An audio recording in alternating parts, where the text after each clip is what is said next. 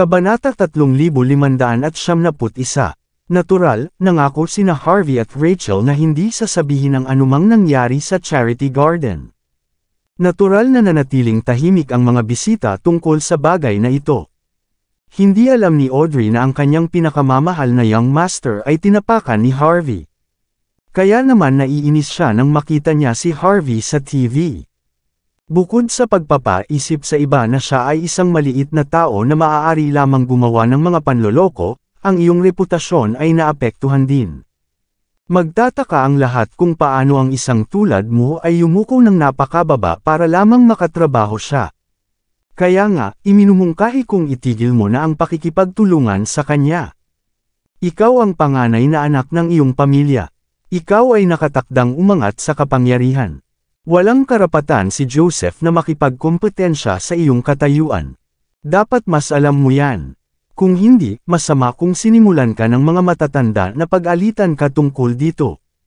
Kailangan mong tumayo at itigil ang mga aksyon ni Harvey. Ang alyansa sa negosyo ni Joseph at Fruitwell ay hindi masisira, ngunit tiyak na tataas ang iyong reputasyon. Siguro binalik ni Joseph ang pabor at hinawakan si Harold kasama mo. Sa tingin ko mas makikinabang ka kung gagawin mo iyon. Patuloy na itinulak ni Audrey ang kanyang punto, na parabang ito ay talagang isang kahangahangang ideya. Maaaring sabihin ng sinuman na may kalahating utak na sinusubukan lang niyang kalabanan si Eleanor at ipaglaban ang pag-ibig ni Joseph. Tama na, sigaw ni Jeff kay Audrey, na malungkot ang mukha. Ano ang alam ng isang babaeng tulad mo tungkol sa anumang bagay? Sa sampulin kita hanggang sa mamatay kapag patuloy kang magsasalita dito.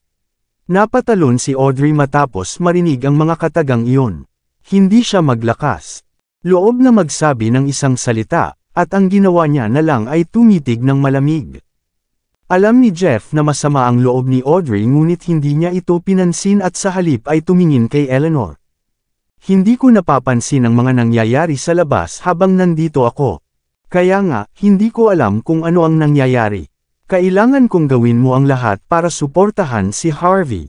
Sabihin mo sa kanya na ililibre ko siya pagkatapos niyang makipag-usap kay Joseph. Maaari pa akong manampa sa kanya na manampa ng walang hanggang pagsasama. Dito ko ipinapakita ang aking sinseridad. Tumango si Eleanor. Naiintindihan ko. Sasabihin ko sa kanya iyon. Tumayo si Eleanor, tumalikod at umalis. Umupo si Jeff at nagsindi ng tabako, at mabilis na tumikim. Ano ang iniisip mo, young Master Bauer? Tahimik na tanong ni Audrey. Nasa magandang sitwasyon tayo ngayon, hindi ba? Ano pa ang inaalala mo? Napatingin si Jeff kay Audrey at kinurot ang magandang mukha nito. Narinig mo ang lahat dito. Kaya alam mo na, si Harvey ay isang matalas na espada.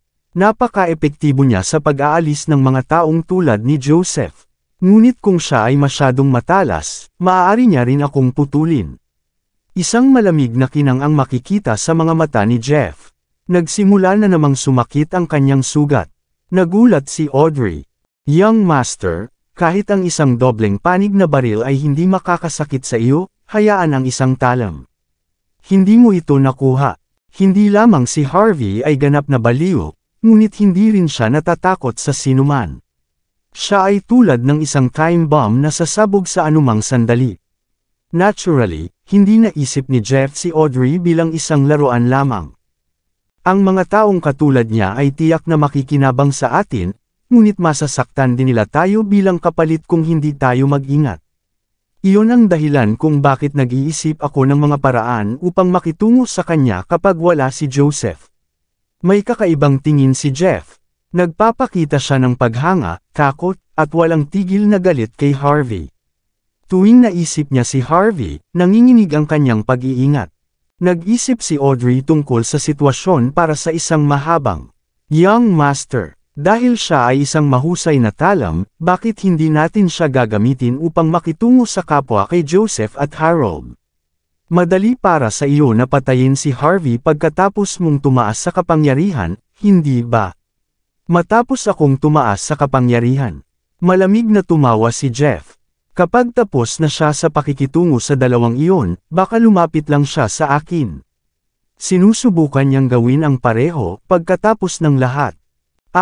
Hindi mapigilan ni Audrey ngunit takpan ang kanyang maliit na bibig. Naturally, hindi niya maintindihan kung bakit may karapatan si Harvey na tumaas sa pamilyang Bauer. Hindi ang pamilya, ngunit ang Longmen mismo. Humigop si Jeff ng tubig na may madilim na hitsura. Nakatanggap ako ng salita na si Harvey York ay malamang na ang bagong itinalagang pinuno ng Longmen's Law Enforcement. Lumahok siya sa Longmen Summit at siya ang pangwakas na kandidato na pumasa. Kapag siya ay nanalo sa buong paligsahan, kasama ang kanyang pagkakakilanlan, madali para sa kanya na tumaas bilang master ng Longmen.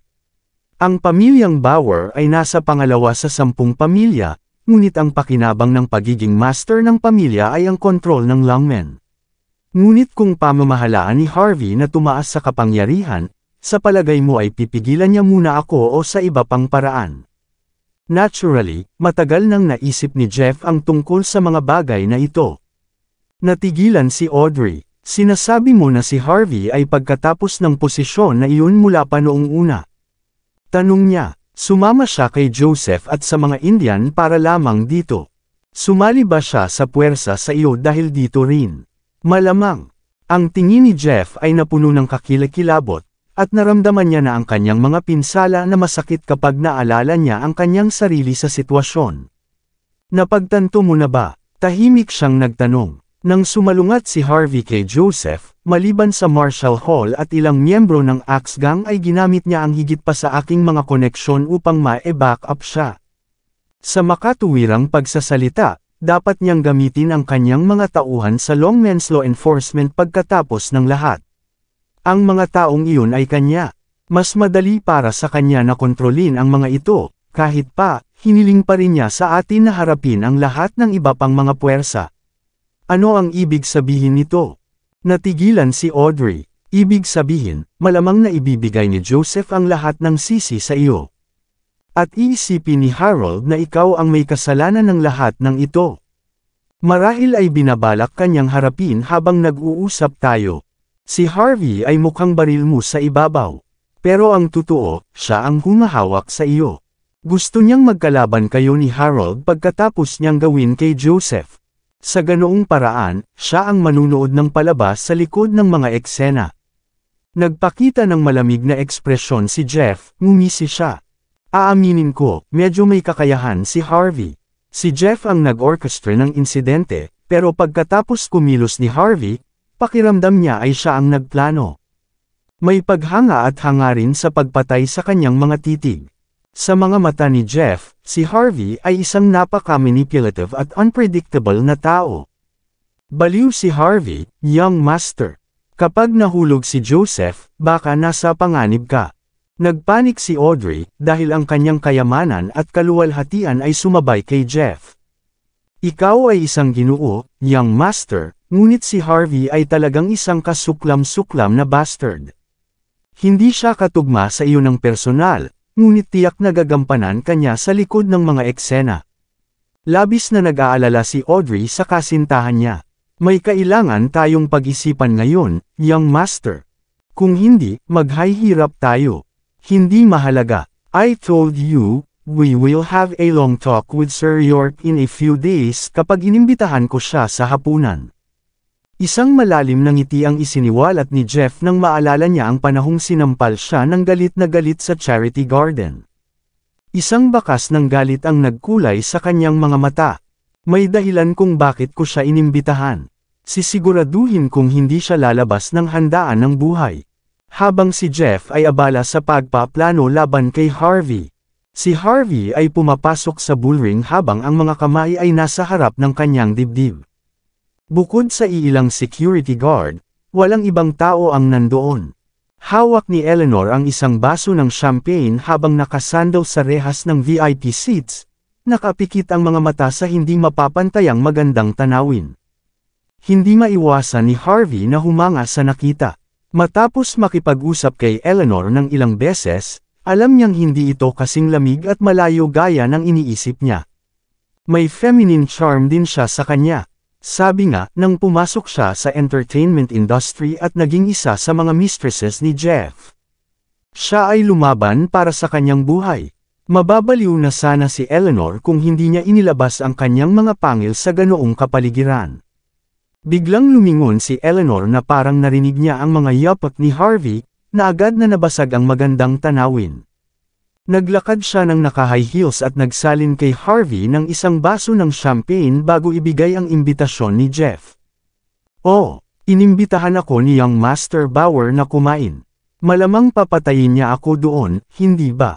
Sabi ni Harvey na may malabong ngiti. Ngumiti pabalik si Eleanor. "Nag-iisip ka masyado. Matagal na akong kasama ni Young Master Bauer. Alam kong hinahangaan ka niya talaga." Ipinakita niya ang kanyang sinseridad sa pamamagitan ng pag-imbita sa iyo na kumain. "Huwag mo siyang intindihin please. Maraming salamat sa lahat ng sumusubaybay. Please subscribe and follow my YouTube and Facebook channel, Filipino Novel. Maraming salamat po." Siyempre, kailangan kong ipakita ang aking paggalang kung sasabihin mo yon. Hindi mahalaga kung plano niya akong patayin o hindi. Pupunta ako kahit saan. Sabihin mo sa kanya na pupunta ako sa oras. Sana bigyan niya ako ng magandang sorpresa. Ang mga salita ni Harvey ay may ibang kahulugan, ngunit hindi ito naintindihan ni Eleanor. "I'll make sure to tell him that," sagot niya na may inosenteng tingin. Mahinahon siyang umupo sa sofa at pinagkrus ang mga balingkinitang binti, at sinenyasan si Harvey na maupo. "Pakiusap, masasabi kong magkaibigan na tayo. Masama ang simula natin noon. Isaalang-alang ito bilang isang paghingi ng tawad. Siyempre, gagawin ko ang lahat para masiyahan ka kung may kailangan ka pa." Ito ang utos ni Young Master Bauer, siyempre.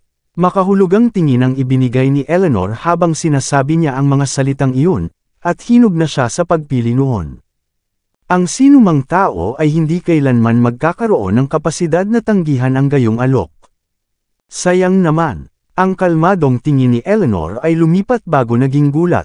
Nakita niyang nakangiti pa rin si Harvey, pero walang pangungutya o pagbabanta ang ekspresyon nito.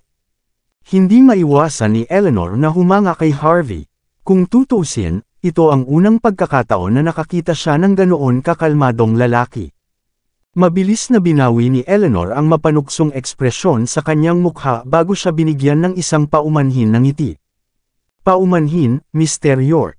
Nagmamadali ako. Hindi lahat. Kasalanan ko kung bakit hindi ako nakakaintindi." Ngumiti pabalik si Harvey. "Dahil dyan, sana talaga maging mabuting magkaibigan tayo. Gayunpaman, ito ay isang mas matatag na relasyon sa mga araw na ito. Hindi ka rin mahihiwalay sa aking alyansa kay Young Master Bauer. Tatandaan ko ito. Napakaganda mo, Sir York." Napabuntong hininga si Eleanor. "Pero nagbibiro ka. Alam kong nakasangla lang ako. O sa halip, kumpe ng kanyen. Ang aking mga pagsisikap ay hindi makakaapekto sa iyo at sa pakikipagtulungan ni Young Master Bauer sa anumang paraan. At saka, mas mabuting maging kaibigan ka kaysa maging kaaway. Mula sa ibang pananaw, ikaw ang nagpapahintulot sa akin na ipakita ang aking halaga at kakayahan kay Young Master Bauer para magustuhan niya ako. Ako dapat ang magpasalamat sa iyo. Dahil doon, hindi ko iniisip na dapat tayong maging masyadong formal sa mga bagay." Nagsalita si Eleanor sa mahinahong tono. Pagkatapos, kinuha niya ang isang tseke sa kanyang Hermes bag at nag-aalangan na inilagay ito sa harap ni Harvey. Ito ang perang binigay ni Harvey sa kanya noon. Sa likas na katangian, si Eleanor ay isang matalinong babae, at alam na alam niya ang tungkol kay Jeff. Alam niyang walang kabuluhan ang imbitasyon ni Jeff. Ginawa niyang mabuti sa tenga ang lahat, at ibinalik ang tseke upang iguhit ang linya sa pagitan nila ni Harvey. Sa totoo lang, ayaw niyang madamay sa sitwasyong ito. Iyon ay sinabi, siya ay isang matalinong babae, na napakatalino na maaari itong ituring na nakakagulat. Kabanata 3575. Inangat ni Harvey ang ulo at sinulyapan si Eleanor. Tumawa siya. "I have to say, you don't really treat me as a friend now. Ito ay regalo mula sa ating pagkikita, hindi mo ako igagalang kung ibabalik mo ito ngayon. Tinatawag ako ngayon ng mga taga-Flutewell na martial arts grandmaster. Hindi nararapat para sa iyo na gawin ang isang bagay na tulad nito, hindi ba? Kahit na sinabi iyon ni Harvey, hindi siya masyadong nagulat. Kung tutuusin, matalinong babae si Eleanor. Alam na alam niya na kailangan niyang putulin ang sarili kay Harvey para mapigilan ang sarili niyang masangkot. Hinangaan siya ni Harvey dahil dito. Siyempre, kailangan kong ipakita sa iyo ang aking paggalang. Ngunit sa huli, kabilang pa rin ako kay Young Master Bauer. Kalmadong naghanap ng dahilan si Eleanor. Bilang isa sa mga ginang ni Young Master Bauer, darating ang araw kung saan ako ay ipapadala sa pag-iisa. Maaaring mukhang mayroon akong magandang kinabukasan sa unahan ko sa lahat ng awtoridad na ito, ngunit tulad ng alam mo, wala akong gaanong pera. Ang ari-arian na pagmamay-ari ko ay hindi pa umabot sa $1,000,000. Ang $70 milyong ay isang numero na hindi ko pinangarap na isipin noong una. Kaya nga malalagay ako sa gulo dahil dito. Kung kukunin ko ang pera mo, malalaman ni Young Master Bauer kahit gaano ko pa ito itago. Kapag nangyari iyon, mamamatay ako sa isang kakilakilabot na kamatayan. Kaya nga, para sa akin at sa ating pagkakaibigan, kailangan mong bawiin ang pera. Mahigpit na tingin ang ipinakita ni Eleanor habang sinusulyapan ang tseke na inilagay niya. Aaminin ko, mayroon kang magandang dahilan, at buti na lang at kailangan kong bawiin ang tseke. Ngumiti si Harvey habang kinukuha ang tseke. Ang sabi, hindi mo sinasabi sa akin ang totoo. Hindi mo ibinalik ang tseke dahil natatakot kang malaman. Alam na alam mo na si Young Master Bauer ay walang puwang para sa pakikipagkaibigan. Kapag natapos ko ang pakikitungo kay Joseph, didiretso siya sa akin, di ba? Malamang sa handaan. O pwedeng hindi, pero kapag nangyari iyon, sasamahan mo ako sa ilalim ng 6 na talampakan kapag nalaman niyang nasa iyo ang pera ko.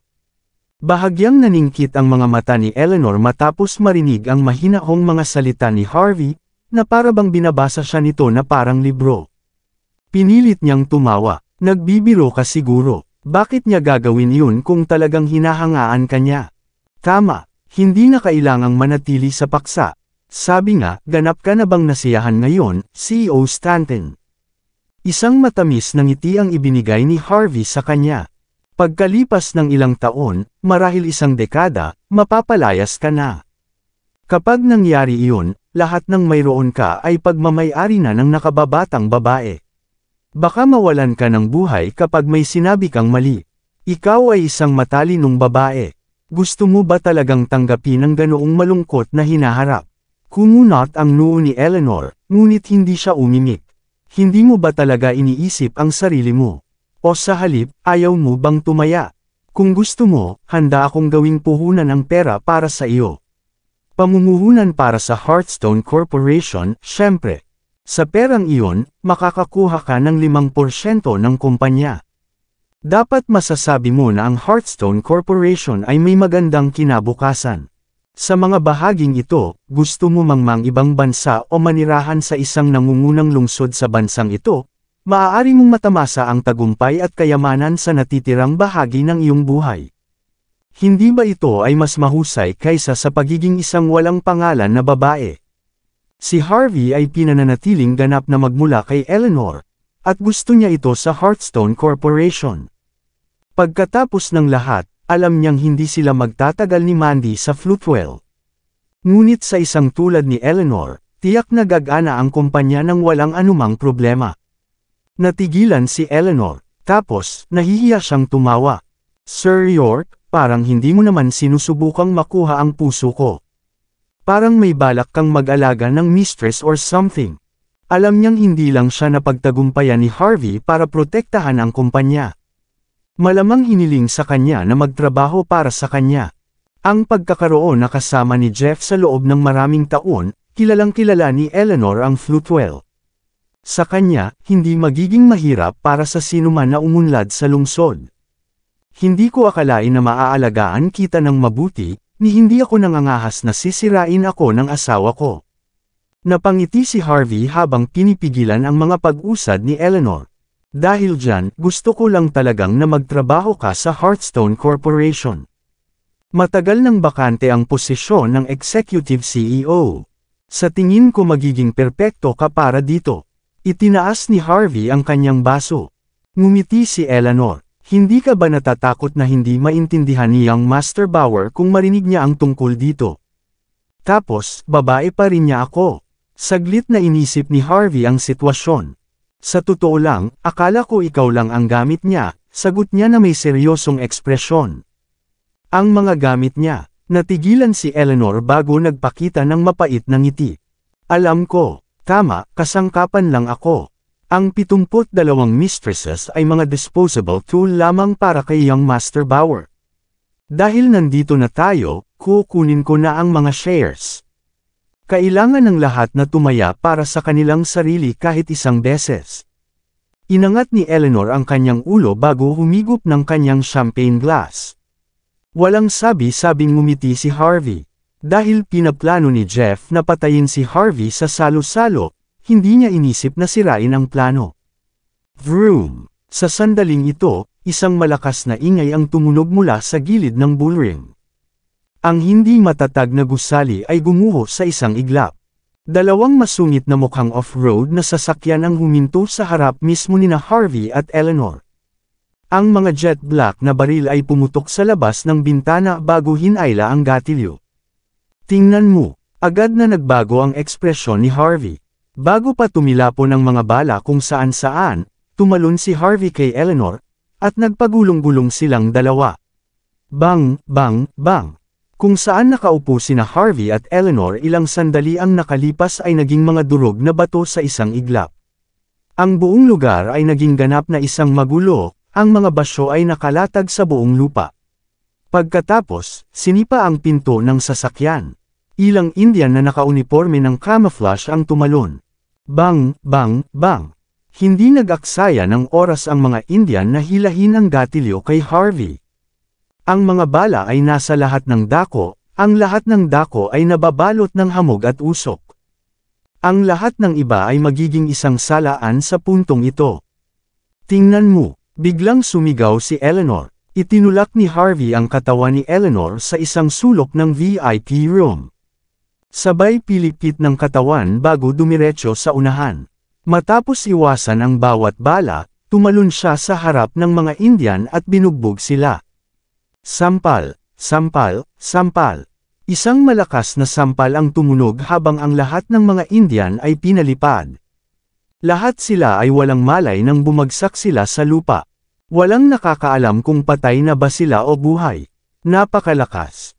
So dominant. Nagulat ang mga bodyguard ng pamilya Bauer sa nakita. Hindi nila inaasahan na magiging ganito katakot si Harvey. Agad na pinalipad ni Harvey ang mga eksperto. Ang taong ito ba ay hindi magagapi? Nang inag sa takot si Eleanor bago lumapit si Harvey at marahang hinaplos ang kanyang ulo, na medyo napatahimik siya.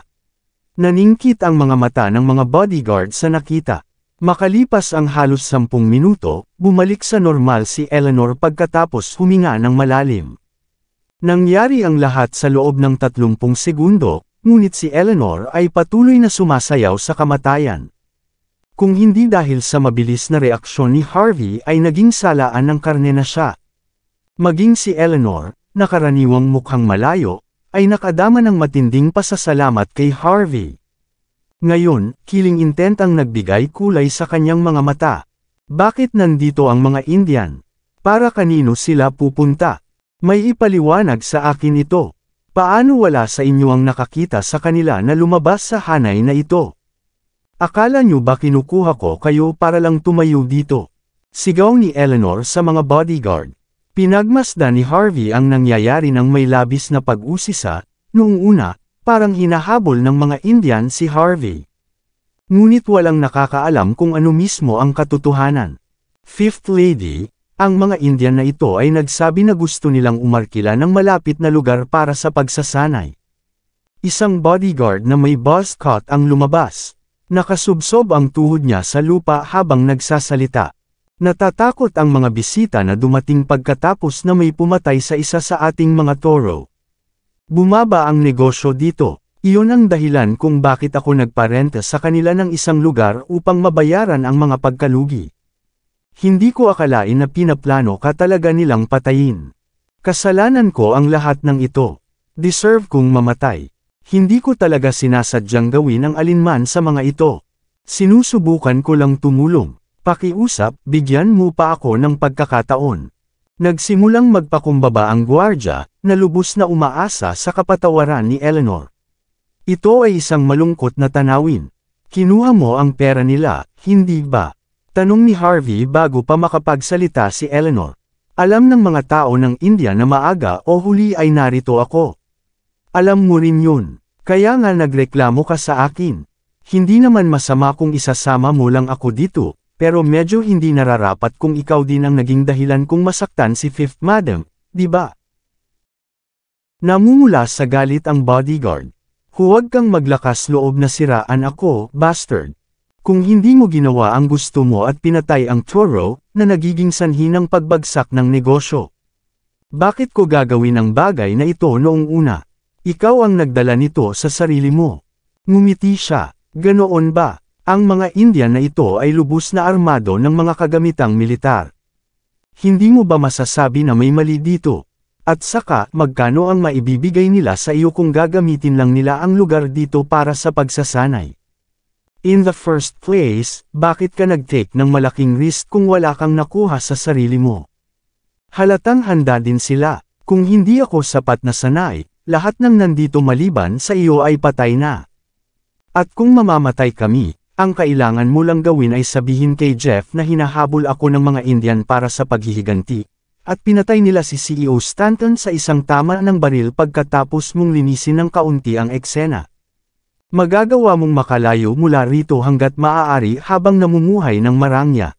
Maaari mong subukang pabulaanan ako, ngunit sa palagay ko hindi ito magiging mahirap na makahanap ng ebidensya. Ang mga katulad mo ay napakaingat. Hindi ka mangangahas na hayaan ang isang Indian na maglipat ng pera sa iyong account. Para sa kaginhawahan, maaari mong hilingin sa kanila na bigyan ka ng tseke. Dapat nasa iyo na ang tseke sa ngayon. Plano mong mawala ng hindi napapansin kapag namatay ako kasama si CEO Stanton. Agad na nagbago ang ekspresyon ng bodyguard. Anong sinasabi mo? Talagang loyal ako kay Fifth Madam. Bakit ko pa gagawin ang bagay na iyon? We'll find out soon enough, cool na sagot ni Harvey. Nagdilim ang mukha ni Eleanor sa isang iglap. Hanapin niyo sa kanya. Pinalibutan ng ilang gwardya ng pamilya Bauer ang lalaki at itinulak ito pababa para mahagilap ang katawan nito. Mayroong 2 tseke na isinulat para sa 50 milyong dolyar bawat isa. Ang parehong mga tseke ay mula sa mga bangko sa India. Ito ay matibay na patunay. Bitawan niyo ako. Wala kayong karapatang pigilan ako. Tama iyan. Nakipag-ugnayan ako sa isang Indian. Binigyan ko sila ng mga mapagkukunan upang maisagawa ang kanilang misyon ng madali. Sa isang paraan, lahat ng ito ay dahil kay Harvey York. Sinampal ng bastard na ito si Young Master Bauer sa mukha sa Charity Garden. Bilang isa sa mga tauhan ni Young Master Bauer, hindi ko basta-basta mapapahiya ng iba sa kanyang teritoryo.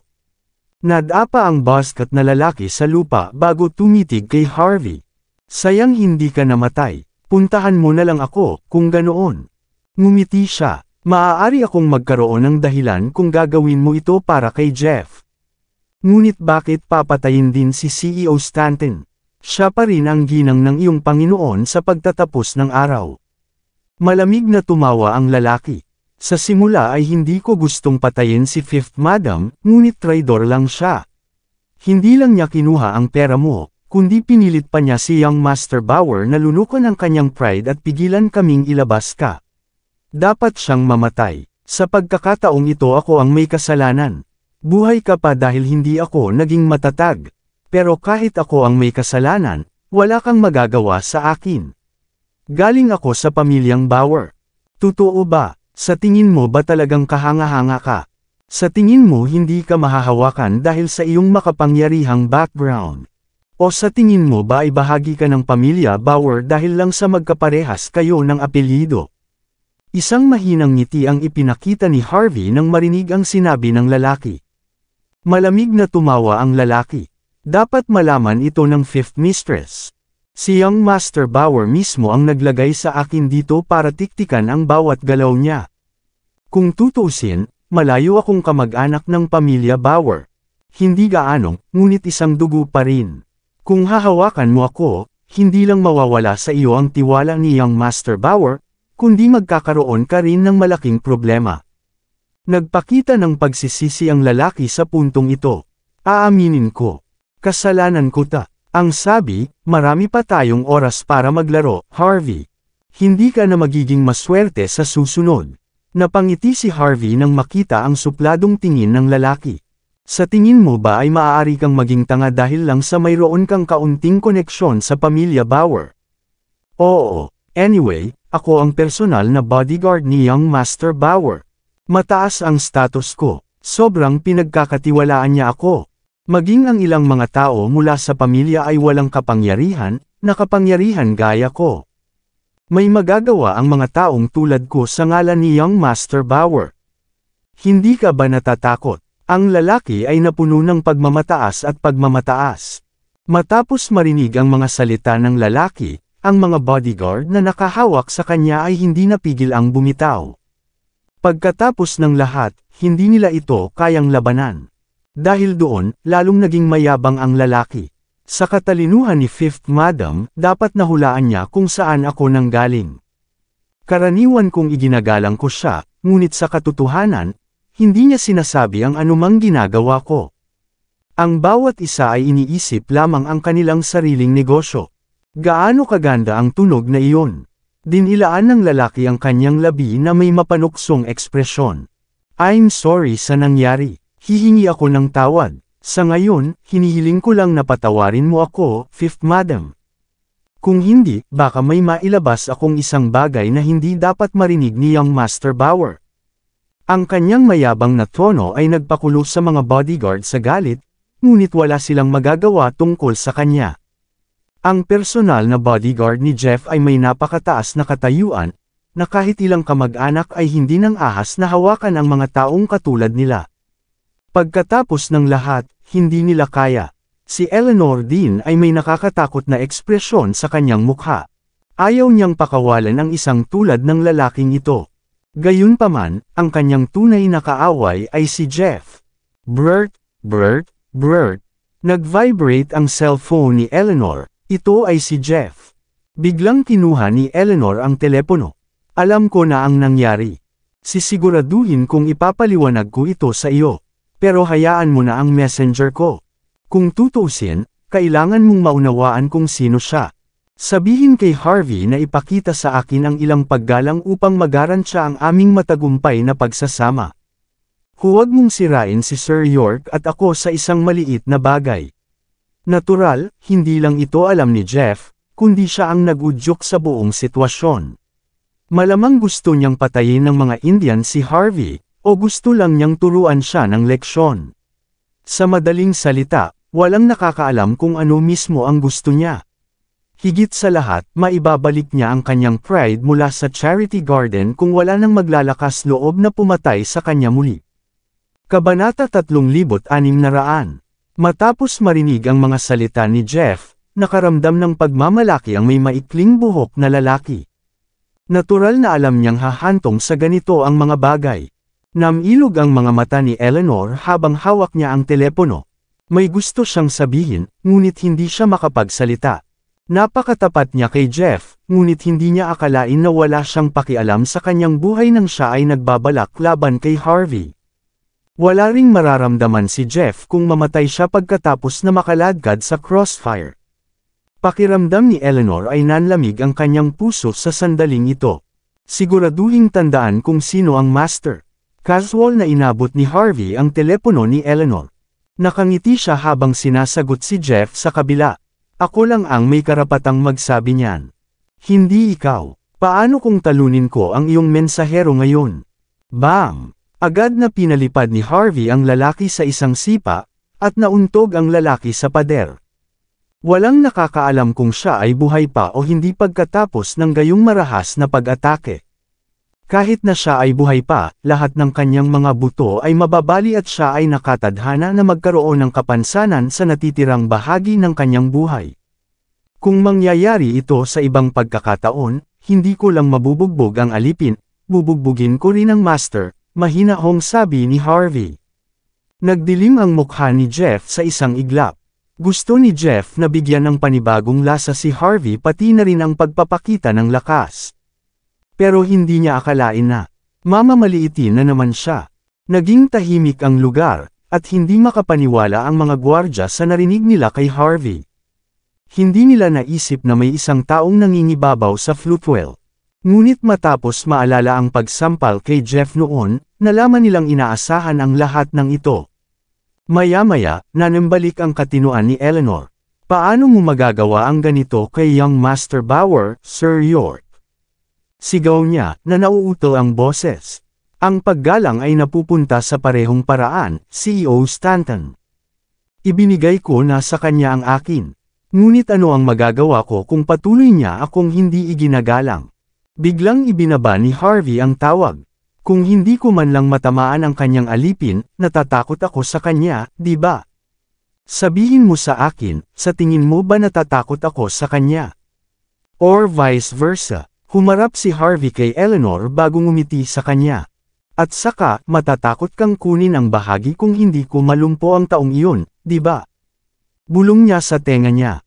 Kung handa kang tumayo sa tabi ko, wala akong pakialam na tulungan kang maglinis ng basura. Sana alam mo kung paano ibabalik ang pabor. Tumalikod na si Harvey at umalis. Hindi man lang siya nag-abalang humarap sa mga Indian. Alam niyang magkakaroon pa rin ng higit pang mga pag-ataking ganoon sa lalong madaling panahon. Wala rin siyang makukuha sa maliliit na fries. Kaya naman nagpasya siyang maghintay at tingnan. Pagkalipas ng 2 oras, sa VIP ward ng Floatwell People's Hospital. Takot na takot ang ekspresyon ni Jeff habang nakatitig sa lalaking nalumpo na may gupit na buzzcut na nakalatag sa stretcher. Si Eleanor, na naroon din, ay mukhang malungkot. Maya-maya, bigla siyang tumawa. Kawili-wili, napakakaakit-akit na lalaki. Patuloy lang niya akong pinapahiya. Either he's really a maniac, or he's very talkative. Sa paghusga sa mga pangyayari, ang huli ay mas nababagay sa kanya. Tiyak na makakaangat ako sa ranggo sa isang kapanalig na katulad niya. Si Jeff ay hindi nagpakita ng anumang galit kay Harvey. Sa kabilang banda, parang gusto niya talaga si Harvey.